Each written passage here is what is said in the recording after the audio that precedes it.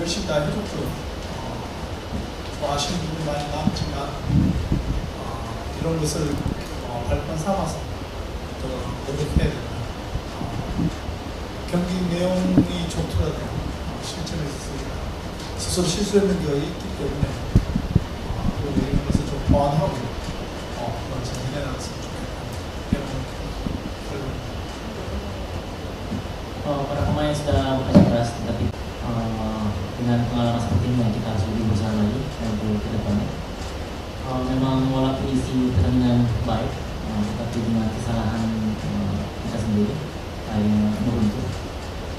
Ini yang kita harus evaluasi, dan semoga ke depannya lebih berkembang untuk sepak bola Indonesia.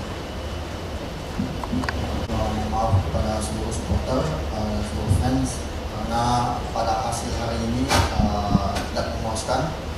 Tentunya kita masih ada satu chance buat melaju ke round 3 di tanggal 11 nanti. Kami akan berusaha semaksimal mungkin untuk bisa mendapatkan poin agar kita bisa melaju ke round berikutnya.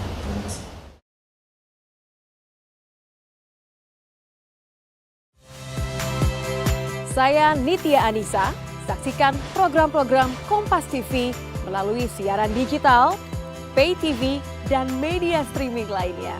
Kompas TV, independen, terpercaya.